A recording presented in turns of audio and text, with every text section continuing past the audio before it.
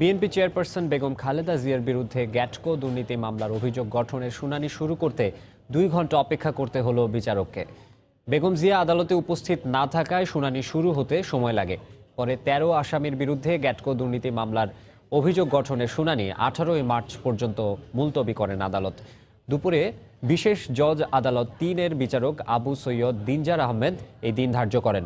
এর আগে বেলা 1টার দিকে বেগম জিয়াকে কারাগার থেকে আদালতে হাজির করা হয়। যদিও বেগম জিয়ার জন্য বিচারক অপেক্ষা করেন 2 ঘন্টা।